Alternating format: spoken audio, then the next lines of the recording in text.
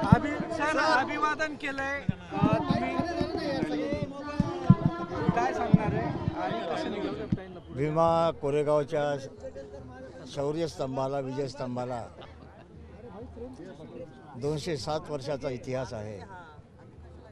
207व्या शौर्य दिनाच्या निमित्तानं 1 जानेवारी 1818 मध्ये पेशवाईच्या विरुद्ध लढला गेलेला हे युद्ध ऐतिहासिक अभूतपूर्व युद्ध होतं. 500 सैनिक यांनी हा इतिहास घडवला. त्यांच्या बलिदानाला त्यांच्या शौर्याला अभिवादन करण्यासाठी दरवर्षी मी या ठिकाणी येत असतो.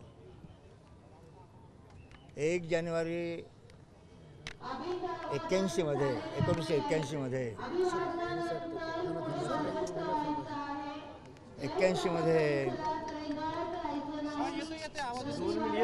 मोबाईलमध्ये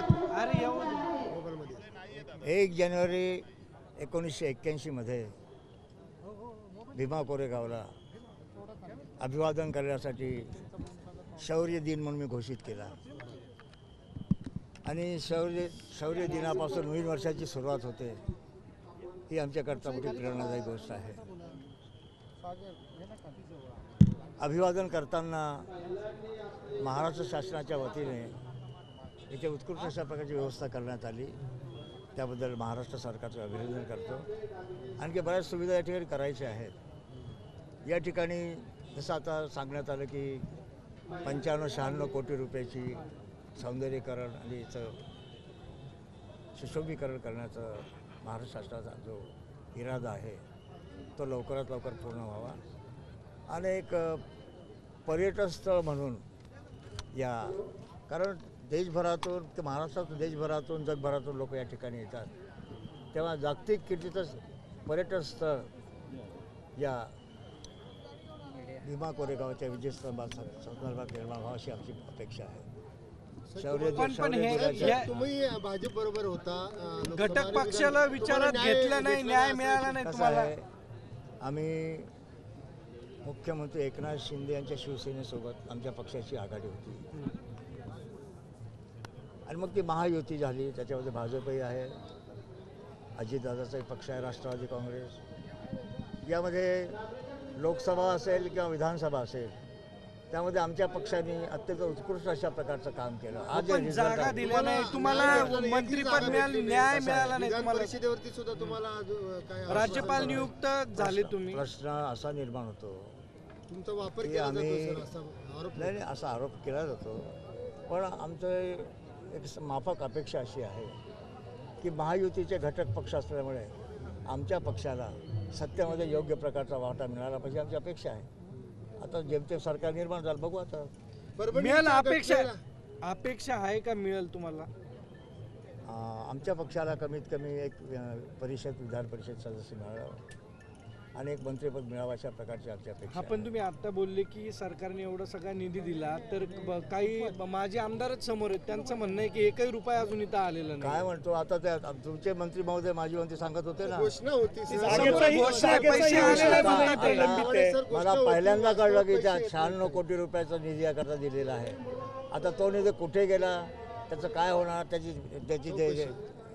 त्याचं प्रारूप जे आहे म्हणजे विकासाचा प्रारूप कसा राहील ते बघितलं पाहिजे ना. दरवर्षी मोठ्या प्रमाणामध्ये शौर्य दिन साजरा होतो, मात्र एवढ्या मोठ्या प्रमाणामध्ये निधी येतोय, मात्र ती ठोस भूमिका आजही होताना या तेच आमचं म्हणणं तेच आहे की आता आम्ही महायुती सोबत आहोत. कालपर्यंत काय झालं माहिती नाही, पण जो निधीची तरतूद शासनाने केलेली आहे या विकासासाठी त्या निधीचा पुरेपूर वापर कसा करता येईल याचा पाठपुरावा निश्चित करू. परभणीच्या घटनेमध्ये तुम्ही आज भेट दिला आहात का? परभणीच्या घटनेमध्ये तुम्ही आता सत्ताधारीमध्ये आहात, परभणीच्या युवकाला अद्याप न्याय मिळाला नाही, सस्पेंड झालेला आहे, परभणीला गुन्हा दाखल झाला नाही. 14 तारखेला मी जाऊन आलो. आमच्या पक्षाचे राष्ट्रीय कार्याध्यक्ष जयदीप कवाडे हे देखील जाऊन आले.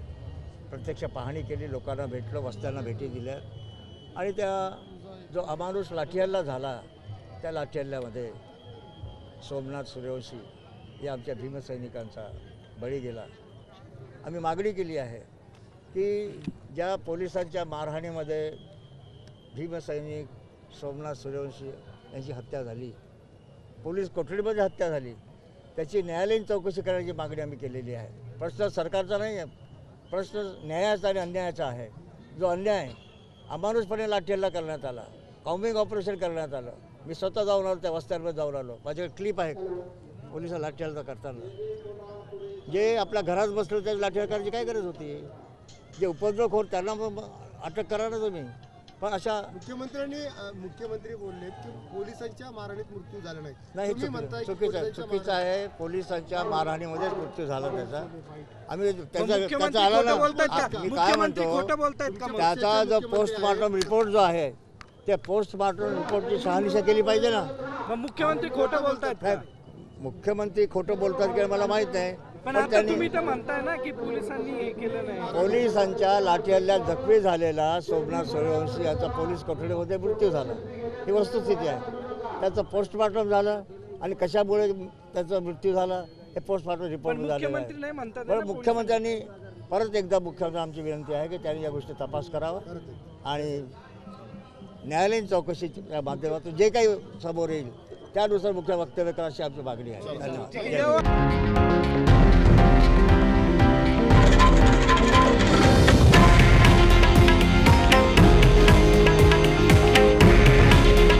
हे आहे देशातील नंबर 1 न्यूज नेटवर्क आणि आपण पाहत आहात TV9 मराठी.